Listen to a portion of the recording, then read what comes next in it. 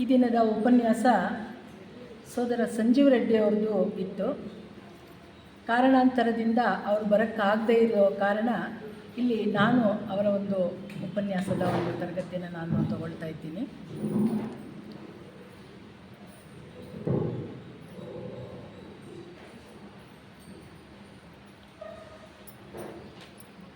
ವಿಷಯ ವಾನಪ್ರಸ್ಥ.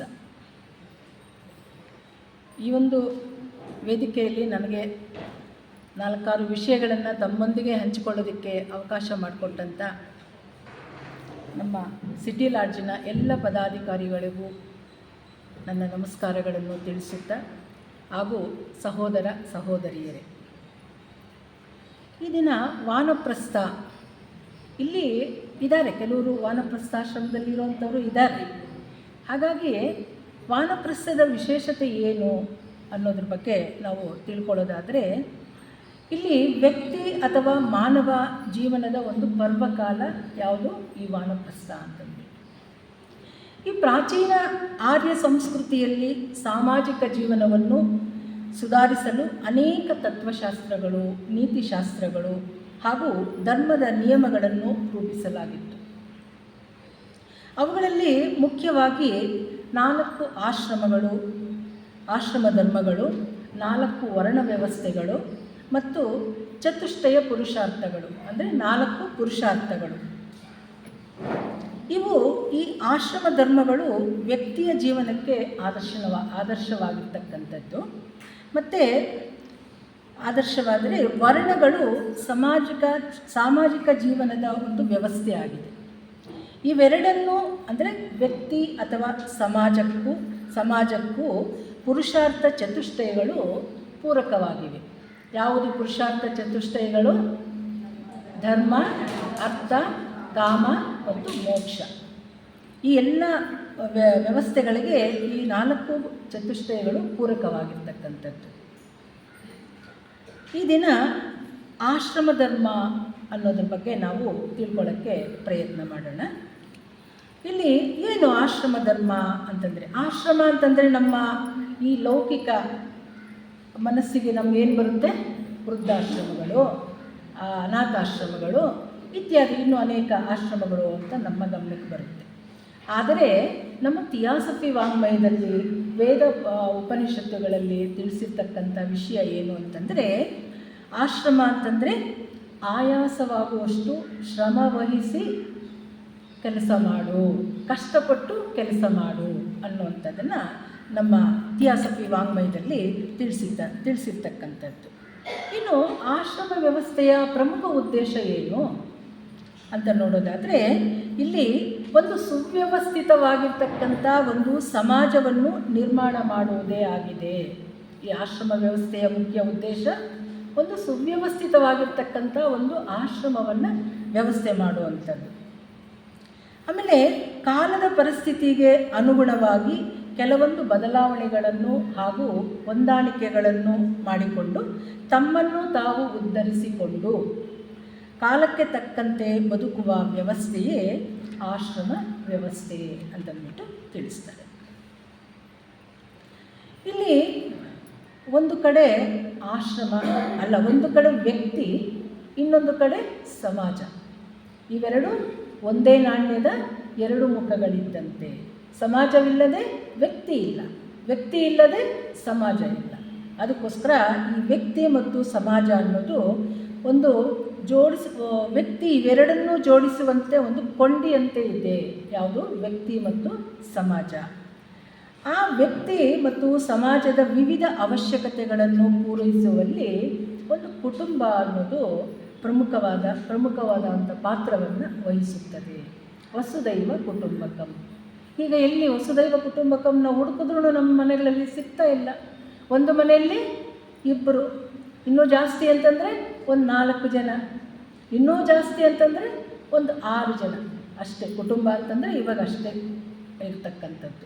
ಅದನ್ನು ಕಡಿಮೆ ಆಗಿದೆ. ಅಂತಹ ಒಂದು ಸಮಾಜ ಇವತ್ತು ನಡೀತಾ ಇದೆ. ಇನ್ನು ನಮಗೆಲ್ಲ ತಿಳಿದಿರೋ ಹಾಗೆ ಮಾನವನ ಜೀವನ ಅನ್ನೋದು ಒಂದು ದೀರ್ಘ ಪ್ರಯಾಣ. ಅಲ್ವಾ? ಹೇಗೆ ದೀರ್ಘ ಪ್ರಯಾಣ ಅಂತಂದ್ಬಿಟ್ಟು ಅಂತ ನೋಡೋದಾದರೆ, ನಾವು ಹುಟ್ಟಿದಾಗನಿಂದ ಸಾಯುವ ತನಕ ನಮ್ಮ ಜೀವನದಲ್ಲಿ ಬರ್ತಕ್ಕಂಥ ಯಾವುದು ಬಾಲ್ಯ, ಯೌವನ, ಪ್ರೌಢಾವಸ್ಥೆ ಮತ್ತು ವೃದ್ಧಾಪ್ಯ, ಇವುಗಳನ್ನು ನಾವು ಅನುಭವಿಸ್ಕೊಂಡೇ ಹೋಗ್ಬೇಕಲ್ಲ. ಹುಟ್ಟಿದಾಗನಿಂದ ಸಾಯೋ ತನಕ ಈ ಎಲ್ಲ ಅವಸ್ಥೆಗಳನ್ನು ನಾವು ಅನುಭವಿಸ್ಕೊಂಡು ಹೋಗಬೇಕಾಗುತ್ತೆ. ಅದು ಸುಮ್ಮನೆ ಆಗುತ್ತಾ? ಅನೇಕ ಕಷ್ಟಗಳು ಬರುತ್ತೆ, ನಷ್ಟಗಳು ಬರುತ್ತೆ, ದುಃಖ ದುಮ್ಮಾನಗಳು ಬರುತ್ತೆ. ಎಲ್ಲವನ್ನು ಅನುಭವಿಸ್ಕೊಂಡು ನಡ್ಕೊಂಡು ಹೋಗುವಂಥದ್ದು ಈ ಒಂದು ವ್ಯವಸ್ಥೆ ಆಗಿರ್ತಕ್ಕಂಥದ್ದು. ಆಮೇಲೆ ಈ ಪಯಣವು ಮಾನವನನ್ನು ಎಲ್ಲಿಂದ ಎಲ್ಲಿ ಕರ್ಕೊಂಡು ಹೋಗುತ್ತೆ? ಪ್ರವೃತ್ತಿ ಮಾರ್ಗದಿಂದ ನಿವೃತ್ತಿ ಮಾರ್ಗದ ಕಡೆಗೆ ಕರ್ಕೊಂಡು ಹೋಗುವಂಥದ್ದೇ ಆಗಿರ್ತಕ್ಕಂಥದ್ದು. ಹೇಗೆ ಪ್ರವೃತ್ತಿ ಮಾರ್ಗದಿಂದ ನಿವೃತ್ತಿ ಮಾರ್ಗಕ್ಕೆ ನಾವು ಹೇಗೆ ಹೋಗೋದಕ್ಕೆ ಸಾಧ್ಯ ಅಂತ ನೋಡೋದಾದರೆ, ಇಲ್ಲಿ ಪ್ರವೃತ್ತಿ ಮಾರ್ಗದಲ್ಲಿ ಆಶಾಭಾವನೆಯಿಂದ ಜೀವಿಸ್ತೀವಿ ಅಲ್ವಾ? ನನಗೆ ಬೇಕು, ಅದನ್ನು ಸಂಪಾದನೆ ಮಾಡಬೇಕು, ಇನ್ನೊಂದು ಸಂಪಾದನೆ ಮಾಡಬೇಕು. ಬರೀ ಹಣ ಅಂತಲೇ ಅಲ್ಲ, ಒಂದು ವಿದ್ಯೆ ಸಂಪಾದನೆ ಮಾಡೋದು ಕೂಡ ಒಂದು ಶ್ರಮವೇ ಅಲ್ವಾ? ವಿದ್ಯಾ ಸಂಪತ್ತು ಅನ್ನೋದು, ಆಮೇಲೆ ಹಣ ಸಂಪತ್ತು, ಎಲ್ಲದಕ್ಕೂ ಬೇಕಾಗಿರ್ತಕ್ಕಂಥದ್ದು ಹಣನೂ ಬೇಕು. ಅದನ್ನು ಯಾವ ರೀತಿ ನಾವು ಸಂಪತ್ತನ್ನು ಗಳಿಸಬೇಕು ಅನ್ನೋದು ಈ ಒಂದು ಪ್ರವೃತ್ತಿ ಮಾರ್ಗದಲ್ಲಿ ತಿಳಿಸ್ತಾರೆ. ಆಮೇಲೆ ಇನ್ನು ನಿವೃತ್ತಿ ಮಾರ್ಗದಲ್ಲಿ ಏನು? ತ್ಯಾಗ ಜೀವನ. ಸಾಕಪ್ಪ, ಇಷ್ಟು ದಿನ ಎಲ್ಲ ಸಂಪಾದನೆ ಮಾಡಿದ್ದಾಯಿತು, ಇನ್ನೊಂದೊಂದೇ ಬಿಡ್ತಾ ನನ್ನ ದಾರಿ ನಾನು ನೋಡ್ಕೊಳ್ಳೋಣ ಅನ್ನೋವಂಥ ಒಂದು ಭಾವನೆ ಈ ಒಂದು ನಿವೃತ್ತಿ ಮಾರ್ಗದಲ್ಲಿ ಬರುತ್ತೆ. ಬಾಲ್ಯ ಮತ್ತು ಯೌವನದಲ್ಲಿ ಪ್ರವೃತ್ತಿ ಮಾರ್ಗವನ್ನು, ಪ್ರೌಢಾವಸ್ಥೆ ಮತ್ತು ವೃದ್ಧಾಪ್ಯದಲ್ಲಿ ನಿವೃತ್ತಿ ಮಾರ್ಗವನ್ನು ಪರಿಪಾಲನೆ ಮಾಡಿಕೊಂಡು ಹೋಗ್ತಾ ಇರ್ತೀವಿ. ಇದಕ್ಕಾಗಿ ಮಾನವನಾಗಿರ್ತಕ್ಕಂಥ ನಾವುಗಳು ಇಡೀ ಜೀವನ ಪೂರ್ತಿ ಪರಿಶ್ರಮವನ್ನು ಪಡಬೇಕಾಗುತ್ತೆ. ಸುಮ್ಮನೆ ಎಲ್ಲ ಪಡ್ಕೊಳ್ಳೋದು. ನಾವು ಯಾವುದೇ ಒಂದು ಜ್ಞಾನವನ್ನು ಪಡ್ಕೊಳ್ಬೇಕಂದ್ರೆ ಕಷ್ಟ ಇಲ್ಲದೆ ಯಾವುದೂ ಪಡ್ಕೊಳ್ಳೋಕ್ಕಾಗಲ್ಲ. ಒಂದು ಸಂಪತ್ತನ್ನು ಬಳಕೆ ಮಾಡಬೇಕು ಅಂತಂದರೆ ಅದಕ್ಕೂ ನಾವು ಕಷ್ಟಪಡಲೇಬೇಕಾಗುತ್ತೆ. ಇನ್ನು ನಮ್ಮ ಜೀವನದಲ್ಲಿ ಬರ್ತಕ್ಕಂಥ 4 ಹಂತಗಳು ಯಾವುವು ಅಂತಂದರೆ ಬಾಲ್ಯ, ಯೌವನ, ಪ್ರೌಢಾವಸ್ಥೆ ಮತ್ತು ವೃದ್ಧಾಪ್ಯ. ಇವುಗಳನ್ನು ದಾಟಿ ವಿವಿಧ ರೀತಿಯ ಪರಿಶ್ರಮಗಳನ್ನು ಮಾಡುತ್ತಾ ಕೊನೆಗೆ ಜೀವನದಿಂದ ಮೋಕ್ಷ ಅಥವಾ ಆತ್ಮ ಸಾಕ್ಷಾತ್ಕಾರವನ್ನು ಹೊಂದುವುದೇ ಆಗಿರ್ತಕ್ಕಂಥದ್ದು. ನಾವಿಷ್ಟೆಲ್ಲ ಸಾಧನೆ ಮಾಡೋದೇನಕ್ಕೆ? ಮೋಕ್ಷಕ್ಕೋಸ್ಕರ ಅಥವಾ ಆತ್ಮ ಸಾಕ್ಷಾತ್ಕಾರಕ್ಕೋಸ್ಕರ. ನಾವೇನೇ ಕಷ್ಟಪಟ್ಟರು, ಏನೇ ಸಂಪಾದನೆ ಮಾಡಿದ್ರು ಒಂದಲ್ಲ ಒಂದು ದಿನ ನಾವು ಮೋಕ್ಷವನ್ನು ಪಡ್ಕೊಳ್ಳೇಬೇಕು. ಕೆಲವರು ಬೇಗ ಆಗುತ್ತೆ, ಕೆಲವರು ಅನೇಕ ಜನ್ಮಗಳು ಪಡ್ಕೊಳ್ಬೇಕಾಗುತ್ತೆ. ಇನ್ನು ಮಾನವನ ಸರಾಸರಿ ಆಯಸ್ಸು ಅಂದರೆ ವಯಸ್ಸು ಸುಮಾರು 100 ವರ್ಷಗಳು ಅಂತ ಇಟ್ಕೊಳ್ಳೋಣ. ಇವಾಗ 100 ವರ್ಷ ಬದುಕಿರೋದು ತುಂಬ ಕಡಿಮೆ. ಬದುಕಿದ್ರು ನಾವು ಕಂಡಂತೆ ಆರ್ಯ ಸಮಾಜದಲ್ಲಿ ಸುಧಾಕರ ಚತುರ್ವೇದಿಯವರು 108 ವರ್ಷ ಬದುಕಿದ್ರು. ಶಿವಕುಮಾರ ಸ್ವಾಮಿಗಳೂ ಅಷ್ಟೇ. ಇನ್ನು ಹೀಗೆ ಅನೇಕ ಜನರು ಇದ್ದಾರೆ. ಆದರೆ ಈಗಿನ ಕಾಲದಲ್ಲಿ ಸ್ವಲ್ಪ ಕಷ್ಟ ಆಗ್ತಾ ಇದೆ. 100 ವರ್ಷ ಬದುಕೋದು ಕಷ್ಟ. ಆ 100 ವರ್ಷಗಳು ಎಂದು ಪರಿಗಣಿಸಿದಾಗ ಆ ಅವಧಿಯನ್ನು ಸ್ಥೂಲವಾಗಿ ಮತ್ತು ಸಮಾನವಾಗಿ 4 ಭಾಗಗಳಾಗಿ ವಿಂಗಡಿಸಿದೆ. ಯಾವುದಪ್ಪ ಆ 4 ಭಾಗಗಳು ಅಂತಂದರೆ, ಒಂದು ಬ್ರಹ್ಮಚರ್ಯಾಶ್ರಮ, ಗೃಹಸ್ಥಾಶ್ರಮ, ವಾನಪ್ರಸ್ಥಾಶ್ರಮ ಮತ್ತು ಸನ್ಯಾಸಾಶ್ರಮ ಅಂತಂದ್ಬಿಟ್ಟು ಈ 4 ಭಾಗಗಳನ್ನು ಕ್ರಮವಾಗಿ ಬಾಲ್ಯದಲ್ಲಿ ನಾವೇನನ್ನು ಪಡ್ಕೊಳ್ಬೇಕು? ಬ್ರಹ್ಮಚರ್ಯಲ್ಲಿ ಬಾಲ್ಯದಲ್ಲಿ ನಾವು ಪಡ್ಕೊಳ್ಬೇಕು. ಆ ಒಂದು ಬ್ರಹ್ಮಚರ್ಯಲ್ಲಿ ನಾವು 64 ವಿದ್ಯೆಗಳನ್ನು ಕಲ್ತ್ಕೊಳ್ಳೋದಕ್ಕೆ ನಮಗೆ ಅಲ್ಲಿ ಮುಕ್ತ ಅವಕಾಶ ಇರ್ತಕ್ಕಂಥದ್ದು. ಮತ್ತು ಗೃಹಸ್ಥಾಶ್ರಮ, ಯೌವನದಲ್ಲಿ ಗೃಹಸ್ಥಾಶ್ರಮ. ಬಾಲ್ಯದಲ್ಲಿ ನಾವೇನು ಪಡ್ಕೊಂಡಿರ್ತೀವೋ ಅದನ್ನು ನಾವು ಗೃಹಸ್ಥದಲ್ಲಿ ನಾವು ಮುಂದುವರಿಸ್ಕೊಂಡು ಹೋಗುವಂಥದ್ದು. ಮತ್ತು ವಾನಪ್ರಸ್ಥಾಶ್ರಮದಲ್ಲಿ ಅಂದರೆ ಪ್ರೌಢಾವಸ್ಥೆಯಲ್ಲಿ ವಾನಪ್ರಸ್ಥಾಶ್ರಮವನ್ನು ಪರಿಪಾಲನೆ ಮಾಡಿಕೊಂಡು, ಮತ್ತು ವೃದ್ಧಾಪ್ಯದಲ್ಲಿ ಸನ್ಯಾಸಾಶ್ರಮವನ್ನು ನಾವು ಪರಿಪಾಲನೆ ಮಾಡಿಕೊಂಡು ಹೋಗುವಂಥದ್ದು. ಈಗ ಒಂದೊಂದೇ ಆಶ್ರಮದ ಬಗ್ಗೆ ನೋಡ್ತಾ ಹೋಗೋಣ. ಬ್ರಹ್ಮಚರ್ಯಾಶ್ರಮ. ಏನು ಬ್ರಹ್ಮಚರ್ಯಾಶ್ರಮ ಅಂತ ನೋಡೋದಾದರೆ, ನಮ್ಮ ಜೀವನದಲ್ಲಿ ಬರ್ತಕ್ಕಂಥ ಮೊದಲ 25 ವರ್ಷಗಳ ಅವಧಿಯನ್ನು ಬ್ರಹ್ಮಚರ್ಯೆಯ ಕಾಲ ಅಂತಂದ್ಬಿಟ್ಟು ಪರಿಗಣಿಸ್ತೀವಿ. ಇಲ್ಲಿ 64 ವಿದ್ಯೆಗಳು ಕಲ್ತ್ಕೊಳ್ಳೋಕ್ಕೆ ನಮಗೆ ಅವಕಾಶ ಇದೆ. ಆಮೇಲೆ ಇಲ್ಲಿ ಬ್ರಹ್ಮ ಅಂತಂದರೆ ಹಿರಿದಾದದ್ದು, ಅಗಾಧವಾಗಿರ್ತಕ್ಕಂಥದ್ದು, ಅಮೂಲ್ಯವಾಗಿರ್ತಕ್ಕಂಥದ್ದು, ಬೃಹತ್ತಾಗಿರ್ತಕ್ಕಂಥದ್ದು ಬ್ರಹ್ಮ ಅಂತಂದ್ಬಿಟ್ಟು ಹೇಳ್ತೀವಿ. ಆಮೇಲೆ ಚರ್ಯ ಅಂತಂದರೆ ಚಟುವಟಿಕೆ ಅಥವಾ ಒಂದು ಸ್ವಭಾವ ಅಂತಂದ್ಬಿಟ್ಟು. ಇಲ್ಲಿ ಎಲ್ಲಕ್ಕಿಂತಲೂ ಹಿರಿದಾದುದು ಬ್ರಹ್ಮಾಂಡದ ಸೃಷ್ಟಿ ಸ್ಥಿತಿ ಲಯಗಳನ್ನು ನಿರ್ವಹಿಸುವಂತಹ ಒಂದು ಮಹಾನ್ ಶಕ್ತಿಯನ್ನು ವಿಶ್ವಚೇತನ ಮತ್ತು ಆ ಶಕ್ತಿಯೊಂದಿಗೆ ಅನುಸಂಧಾನ ಮಾಡುವ ಸಾಧನೆಯನ್ನು ಬ್ರಹ್ಮಚರ್ಯೆ ಅಂತಂದ್ಬಿಟ್ಟು ತಿಳಿಸಲಾಗುತ್ತೆ. ಇಲ್ಲಿ ವೇದಜ್ಞಾನದ ಸಂಪಾದನೆಗಾಗಿ ತನ್ನನ್ನು ತಾನು ಅರ್ಪಣೆ ಮಾಡಿಕೊಳ್ಳುವುದೇ ಬ್ರಹ್ಮಚರ್ಯೆ ಅಂತಂದ್ಬಿಟ್ಟು ಹೇಳ್ತಾರೆ. ಅಂದರೆ ಇಲ್ಲಿ ಒಂದು ಮಹಾನ್ ಉದ್ದೇಶಕ್ಕಾಗಿ ತನ್ನನ್ನು ತಾನು ಸಮರ್ಪಿಸಿಕೊಳ್ಳಲು ವ್ರತನಿಷ್ಠನಾಗುವುದೇ ಬ್ರಹ್ಮಚರ್ಯೆ. ಒಂದು ಮಹಾನ್ ಉದ್ದೇಶ ಇಲ್ಲದೆ ನಾವು ಏನು ಜೀವನ ಮಾಡೋಕ್ಕಾಗುತ್ತೆ? ಇವಾಗ ನಾನೊಂದು PhD ಮಾಡಬೇಕು ಅಂತಂದರೆ ಅದು ಉದ್ದೇಶ ಇರಬೇಕು, ನನ್ನ ಮನಸ್ಸಲ್ಲಿ ಬರಬೇಕು, ಅದಕ್ಕೆ ನಾವು ಏನು ಶ್ರಮ ಪಡಬೇಕು ಅದನ್ನು ಪಡಬೇಕಾಗುತ್ತೆ. ಹಾಗೆ ಇಲ್ಲಿ ಬ್ರಹ್ಮಚರ್ಯ ಮಾಡಬೇಕು ಅಂತಂದರೆ ಒಂದು ಉದ್ದೇಶ ಇರಬೇಕು. ನಾನು ಹೀಗೆ ಜೀವನ ಮಾಡಬೇಕು, ಈ ರೀತಿ ಮಾಡಿದಾಗ ಮಾತ್ರ ನಾನು ಬ್ರಹ್ಮಚರ್ಯವನ್ನು ಪಾಲನೆ ಮಾಡೋಕ್ಕಾಗುತ್ತೆ ಅನ್ನೋಂಥ ಒಂದು ಉದ್ದೇಶದಿಂದ ನಾವು ಬ್ರಹ್ಮಚರ್ಯವನ್ನು ಒಂದು ಮಹಾನ್ ಉದ್ದೇಶಕ್ಕಾಗಿ ತನ್ನನ್ನು ತಾನು ಸಮರ್ಪಿಸಿಕೊಂಡು ವ್ರತನಿಷ್ಠನಾಗುವುದೇ ಬ್ರಹ್ಮಚರ್ಯೆ ಅಂತಂದ್ಬಿಟ್ಟು ಹೇಳ್ತಾರೆ.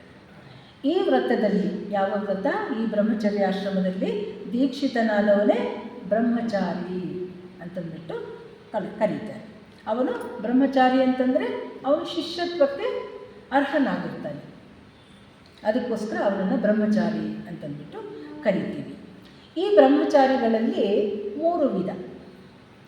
ಒಂದನೇದು ವಸು ಬ್ರಹ್ಮಚಾರಿ, ಎರಡನೇದು ರುದ್ರ ಬ್ರಹ್ಮಚಾರಿ, ಮೂರನೇದು ಆದಿತ್ಯ ಬ್ರಹ್ಮಚಾರಿ ಅಂತಂದ್ಬಿಟ್ಟು. ವಸು ಬ್ರಹ್ಮಚಾರಿ ಅಂತಂದರೆ ಯಾರು ಅಂತ ನೋಡೋದಾದರೆ, ಯಾವ ಬ್ರಹ್ಮಚಾರಿ ತನ್ನ 25 ವರ್ಷಗಳ ವೇದಾಧ್ಯಯನದಲ್ಲಿ ತನ್ನ ಜೀವನವನ್ನು ಪವಿತ್ರಗೊಳಿಸುತ್ತಾನೋ ಆತ ವಸು ಬ್ರಹ್ಮಚಾರಿ ಅಂತಂದ್ಬಿಟ್ಟು. ಈಗ ನಾವು ನಮ್ಮ ಶಾಲಾ ಕಾಲೇಜುಗಳಲ್ಲಿ ಡಿಗ್ರಿ ಅಂತ ಏನು ಹೇಳ್ತೀವೋ ಅದೇ ರೀತಿ ಇಲ್ಲಿ 25 ವರ್ಷಗಳ ಕಾಲ ವೇದಾಧ್ಯಯನದಲ್ಲಿ ಪವಿತ್ರಗೊಳಿಸಿಕೊಳ್ಳುವ ಆತನನ್ನು ಬ್ರಹ್ಮಚಾರಿ ಅಂತ ಕರೀತೀವಿ. ಇನ್ನು ರುದ್ರ ಬ್ರಹ್ಮಚಾರಿ. ಯಾರು ರುದ್ರ ಬ್ರಹ್ಮಚಾರಿ ಅಂತ ನೋಡೋದಾದರೆ, ತನ್ನ ವೇದಾಧ್ಯಯನವನ್ನು 25 ವರ್ಷಗಳಿಗಿಂತ ಮೇಲ್ಪಟ್ಟು, ಅಂದರೆ ಸುಮಾರು ಒಂದು 35-36 ವರ್ಷಗಳವರೆಗೆ ತನ್ನನ್ನು ತಾನು ವ್ರತನಿಷ್ಠನಾಗಿ ವೇದಾಧ್ಯಯನದಲ್ಲಿ ತೊಡಗಿಸಿಕೊಳ್ಳುತ್ತಾನೋ ಆತನೇ ರುದ್ರ ಬ್ರಹ್ಮಚಾರಿ ಅಂತಂದ್ಬಿಟ್ಟು ಕರಿತೀವಿ. ಇಲ್ಲಿ ನಮ್ಮ ಶಾಲಾ ಕಾಲೇಜುಗಳಲ್ಲಿ ಏನಂತ ಕರಿತೀವಿ? MBA, MCom ಅಂತಂದ್ಬಿಟ್ಟು ಹೇಳ್ತೀವಲ್ಲ. ಈ ಡಿಗ್ರಿ ಆದಮೇಲೆ ಈ ಪದವಿಯನ್ನು ಪಡ್ಕೊಳ್ಬೇಕಂತಂದರೆ ಇನ್ನೊಂದು 3 ವರ್ಷ ಮಾಡಬೇಕಾಗುತ್ತೆ. ಅದೇ ರೀತಿ ಇಲ್ಲಿ ಈ ಬ್ರಹ್ಮಚಾರ್ಯದ ವ್ರತವನ್ನು ಪಾಲನೆ ಮಾಡಬೇಕು ಅಂತಂದರೆ ಈ ರೀತಿ ಮಾಡ್ಕೊಳ್ತಾ ಇದ್ವಿ. ಇನ್ನು ಆದಿತ್ಯ ಬ್ರಹ್ಮಚಾರಿ ಅಂತಂದರೆ 36 ವರ್ಷಗಳಿಗಿಂತ ಮೇಲ್ಪಟ್ಟು ಸುಮಾರು ಒಂದು 40-45 ವರ್ಷಗಳ ಕಾಲ ತನ್ನ ಬ್ರಹ್ಮಚರ್ಯ ವ್ರತವನ್ನು ಪರಿಪಾಲನೆ ಮಾಡುತ್ತಾರೋ ಆತನನ್ನು ಆದಿತ್ಯ ಬ್ರಹ್ಮಚಾರಿ ಅಂತಂದ್ಬಿಟ್ಟು ಕರಿತೀವಿ.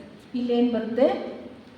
PhD, MS ಅವೆಲ್ಲ ಮಾಡ್ತೀವಲ್ಲ, ಆ ರೀತಿ ಇಲ್ಲಿ ಆದಿತ್ಯ ಬ್ರಹ್ಮಚಾರಿ ಅಂತಂದ್ಬಿಟ್ಟು ತಿಳಿಸಲಾಗುತ್ತೆ. ಇಲ್ಲಿ ಎಲ್ಲದಕ್ಕೂ ಮುಖ್ಯವಾಗಿ ಈ ಬ್ರಹ್ಮಚರ್ಯಾಶ್ರಮ ಅನ್ನೋದು ನಮ್ಮ ಜೀವನದ ಒಂದು ಅಡಿಪಾಯ ಅಂತಂದ್ಬಿಟ್ಟು ಹೇಳ್ತಾರೆ. ಯೌವನದಲ್ಲಿ ನಾವು ಬ್ರಹ್ಮಚರ್ಯ ಏನು ಪಾಲನೆ ಮಾಡಿರ್ತೀವಿಯೋ ಅದು ನಮ್ಮ ಇಡೀ ಜೀವನಕ್ಕೆ ಒಂದು ಅಡಿಪಾಯ ಇದ್ದಂತೆ. ಒಂದು ಕಟ್ಟಡ ಸುಭದ್ರವಾಗಿರಬೇಕು ಅಂತಂದರೆ ಅದಕ್ಕೆ ಪಾಯ ನಾವು ಭದ್ರವಾಗಿ ಹಾಕಿರಬೇಕು. ಹಾಗೆಯೇ ಒಬ್ಬ ವ್ಯಕ್ತಿ ಅಥವಾ ಒಬ್ಬ ಸಾಧಕ, ಒಬ್ಬ ಶಿಷ್ಯ ತನ್ನ ಜೀವನವನ್ನು ಪರಿಪೂರ್ಣವಾಗಿ ನಡೆಸ್ಕೊಳ್ಬೇಕು ಅಂತಂದರೆ ಈ ಬ್ರಹ್ಮಚರ್ಯದಲ್ಲಿ ನಾವು ಏನು ಪಾಲನೆ ಮಾಡಿರ್ತೀವೋ, ಏನು ಕಲ್ತಿರ್ತೀವೋ ಅದು ಒಂದು ಅಡಿಪಾಯವಾಗಿರುತ್ತೆ ಇಡೀ ನಮ್ಮ ಜೀವನಕ್ಕೆ ಅಂತಂದ್ಬಿಟ್ಟು ತಿಳಿಸ್ತಾರೆ. ಇಲ್ಲಿ ಜ್ಞಾನ ಸಂಪಾದನೆಯೇ ಪ್ರಮುಖ ಪರಿಶ್ರಮವಾಗಿರುತ್ತದೆ. ಎಲ್ಲಿ ಈ ಬ್ರಹ್ಮಚರ್ಯದಲ್ಲಿ ಜ್ಞಾನ ಸಂಪಾದನೆಯೇ ನಮಗೆ ಪ್ರಮುಖವಾಗಿರ್ತಕ್ಕಂಥ ಒಂದು ಸಂಪತ್ತು ಅಂತಲೂ ಹೇಳ್ಬೋದು. ವಿದ್ಯೆಯೇ ಸಂಪತ್ತು. ಇಲ್ಲಿ ವೇದ, ಉಪನಿಷತ್ತು, ಶ್ರುತಿ, ಪುರಾಣಗಳು, ಕಲೆ, ಸಾಹಿತ್ಯ, ನೃತ್ಯ, ಇನ್ನು ಅನೇಕ ಒಂದು ವಿದ್ಯೆಗಳನ್ನು ಕಲಿಯಲು ಅರ್ಥವನ್ನು ಗಳಿಸಬಹುದು. ಅರ್ಥ ಅಂತಂದರೆ ಏನು? ಸಂಪಾದನೆ, ಗಳಿಸೋದಕ್ಕೆ ಇಲ್ಲಿ ಅವಕಾಶ ಇರ್ತಕ್ಕಂಥದ್ದು. ಇಂತಹ ವಿದ್ಯಾ ಸಂಪತ್ತನ್ನು ಗಳಿಸಬೇಕಾದರೆ ವಿದ್ಯಾರ್ಥಿಯಾದವನು ಗುರುಗಳ ಮಾರ್ಗದರ್ಶನ ಬೇಕು. ಗುರುವಿನ ಗುಲಾಮನಾಗುವ ತನಕ ದೊರೆಯದಣ್ಣ ಮುಕುತಿ ಅನ್ನುವ ಹಾಗೆ ಗುರುವಿನ ವಿದ್ಯೆಯನ್ನು ಕಲಿಬೇಕು ಅಂತಂದರೆ ಗುರುಗಳ ಮಾರ್ಗದರ್ಶನ ಬಹಳ ಮುಖ್ಯವಾಗಿರ್ತಕ್ಕಂಥದ್ದು. ಮತ್ತು ಸೇವಾ ಮನೋಭಾವನೆ ನಮ್ಮಲ್ಲಿ ಇರಬೇಕು. ಸರಳ ಜೀವನ ಮಾಡಬೇಕು. ನಾನು ಲಕ್ಸುರಿಯಾಗಿ ಜೀವನ ಮಾಡ್ತೀನಿ ಅಂತಂದರೆ ನಾವು ಇನ್ನು ಗಳಿಸೋಕ್ಕಾಗುತ್ತಾ? ಆಗಲ್ಲ. ಸರಳ ಜೀವನ ಮಾಡಬೇಕು. ಇವಾಗ ನಾವು ಗುರುಕುಲಗಳು ಅಂತ ಇತ್ತು, ಈಗ ಗುರುಕುಲಗಳು ಇಲ್ಲವೇ ಇಲ್ಲ ಬಿಡಿ. ಬೆಂಗಳೂರೆಲ್ಲ ಹುಡುಕಿದ್ರು ಒಂದು 2-3 ಗುರುಕುಲಗಳು ಇದೆಯೋ ಇಲ್ವೋ ಗೊತ್ತಿಲ್ಲ. ಆಗಿನ ಕಾಲದಲ್ಲಿ ಈಗಿನ ಕಾಲದಲ್ಲಿ ಏನು ಎಲ್ಲ ಕಡೆ ಶಾಲಾ ಕಾಲೇಜುಗಳಿದೆಯೋ ಅದೇ ರೀತಿ ಆಗ ಗುರುಕುಲಗಳು ಅಂತ ಇತ್ತು. ಆ ಗುರುಕುಲಗಳಲ್ಲಿ ಬೆಳಗ್ಗೆ 4 ಗಂಟೆಗೆ ಎಬ್ಬಿಸ್ಬಿಟ್ಟು ಸ್ನಾನ ಮಾಡಿಸೋದು, ಸಂಧ್ಯಾ ವಂದನೆ ಮಾಡಿಸೋದು, ಮತ್ತು ಪೂಜೆ ಪುನಸ್ಕಾರಗಳು, ಧ್ಯಾನ ಇತ್ಯಾದಿ ಎಲ್ಲ ವಿದ್ಯೆಗಳನ್ನು ಕಲಿಸ್ತಾಯಿದ್ರು. ಈಗಿನ ಕಾಲದಲ್ಲಿ ನಾವೇನು ಮಾಡ್ತೀವಿ? ಅಯ್ಯೋ ಮಗು ಪಾಪ ಮಲ್ಕೊಳ್ಳಿ ಬಿಡು, ಸ್ಕೂಲ್ಗೆ ಹೋಗೋದು ಇದ್ದೇ ಇದೆ, 7 ಗಂಟೆಗೆ ಹೇಳಿ 7:15 ಎತ್ಕೊಂಡೋಗಿ ಬಿಟ್ಟು ಬರೋಣ ಅನ್ನೋಂಥ ಒಂದು ಪರಿಸ್ಥಿತಿ ಈಗಿನ ಕಾಲಕ್ಕೆ ಬಂದಿರತಕ್ಕಂಥದ್ದು. ಹಾಗಾಗಿ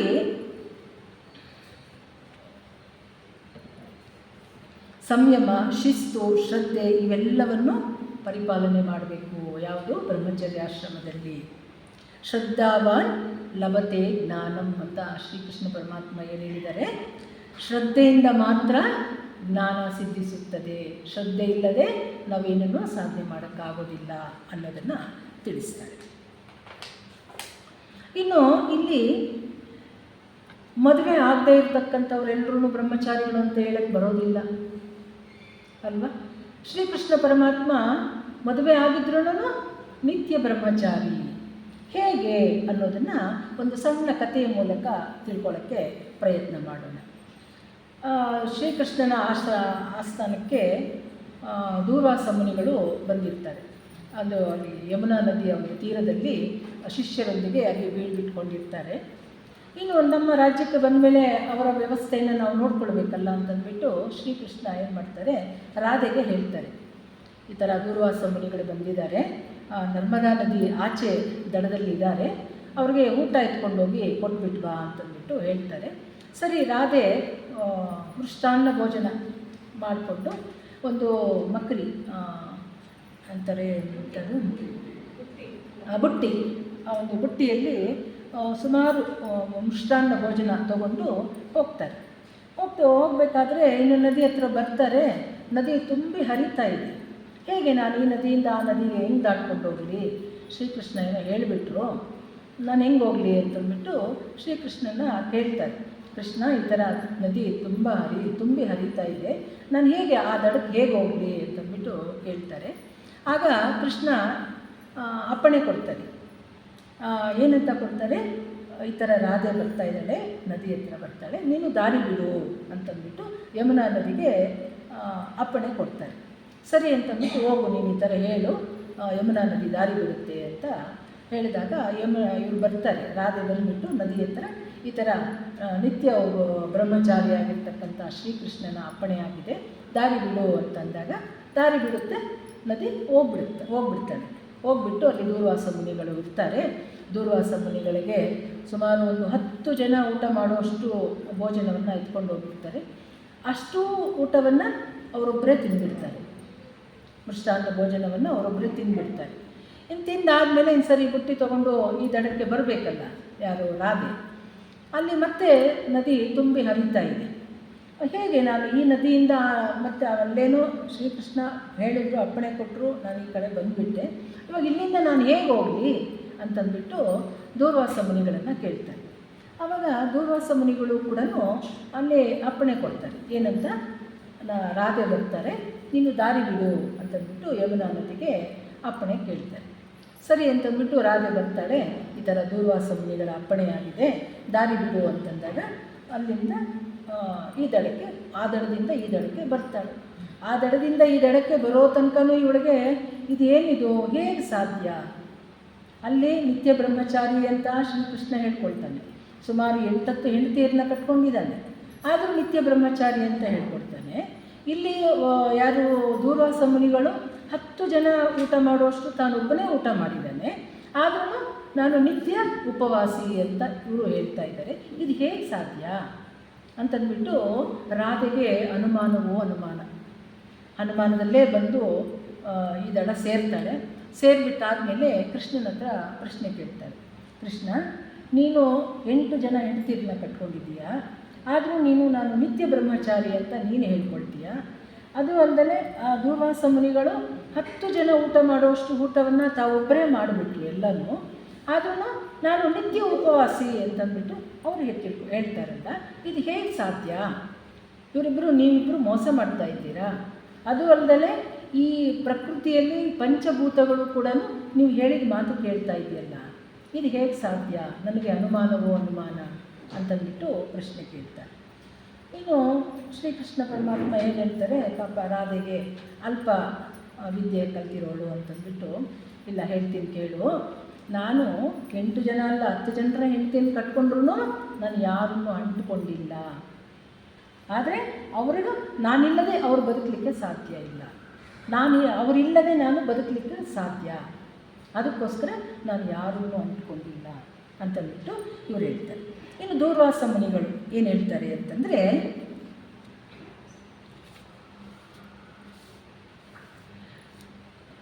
ಈ ದೂರ್ವಾಸ ಮುನಿಗಳು 10 ಜನ ಊಟನ ತಿಂದ್ಬಿಟ್ಟು ನಾನು ನಿತ್ಯ ಬ್ರಹ್ಮಚಾರಿ ಅಂತ ಅಲ್ಲ ನಿತ್ಯ ಉಪವಾಸಿ ಅಂತಂದ್ಬಿಟ್ಟು ಈ ದೂರ್ವಾಸ ಮುನಿಗಳು ಹೇಳ್ತಾರೆ. ಅದು ಹೇಗೆ ಸಾಧ್ಯ ಅಂತಂದ್ಬಿಟ್ಟು ಕೇಳಿದಾಗ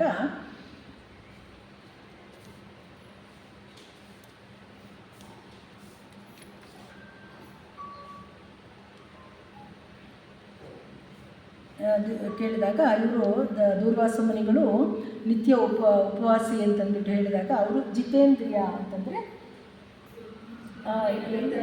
ಎಲ್ಲ ವಿದ್ಯೆಗಳ ಅಲ್ಲ, ಜಿತೇಂದ್ರಿಯ ಅಂತಂದರೆ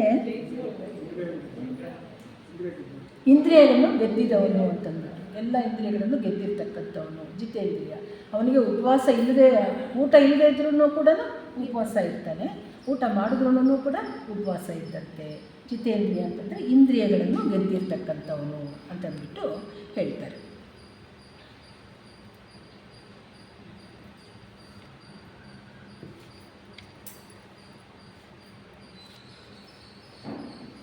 ಇನ್ನು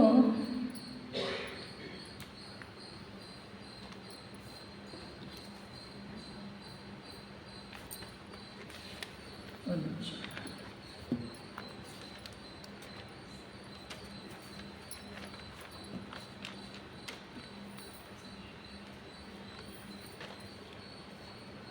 ಇನ್ನು ನೆಕ್ಸ್ಟು ಸನ್ಯಾಸಾಶ್ರಮ. ಬ್ರಹ್ಮಚರ್ಯಾಶ್ರಮ ಆಯ್ತಲ್ವ, ಈಗ ಸನ್ಯಾಸಾಶ್ರಮ ಬಗ್ಗೆ ತಿಳ್ಕೊಳ್ಳೋಣ. ಈ ಹಂತದಲ್ಲಿ ಗೃಹಸ್ಥನು ವಾನಪ್ರಸ್ಥಾಶ್ರಮವನ್ನು ಯಶಸ್ವಿಯಾಗಿ ಮುಗಿಸಿ ಆಂತರಿಕ ಚಿಂತನೆ ಮಂಥನಗಳು ತನ್ನ ಮನಸ್ಸನ್ನು ಒಂದು ಹಂತಕ್ಕೆ ಅಥವಾ ಒಂದು ಸ್ಥಿಮಿತಕ್ಕೆ ತಂದ ನಂತರ ಎಲ್ಲ ಭೌತಿಕ ಆಸೆಗಳನ್ನು ತ್ಯಜಿಸಿ ಆತ್ಮ ಸಾಕ್ಷಾತ್ಕಾರ ಮತ್ತು ಮೋಕ್ಷ ಸಾಧನೆಗಾಗಿ ತನ್ನ ಬದುಕನ್ನು ಮುಡಿಪಾಗಿರತಕ್ಕಂಥ ಒಂದು ಅಂತಿಮವಾದಂಥ ಗುರಿ ಅಂತಂದ್ಬಿಟ್ಟು ಹೇಳ್ತಾರೆ. ಈ ಹಂತದಲ್ಲಿ ತನ್ನ ಜೀವನದ ಕೊನೆಯ ಕಾಲಘಟ್ಟದಲ್ಲಿ ಎಲ್ಲ ರೀತಿಯ ಸನ್ಯಾಸಾಶ್ರಮ ಅಲ್ಲ, ಬ್ರಹ್ಮಚರ್ಯ ಗೃಹಸ್ಥಾಶ್ರಮ ಸಾರಿ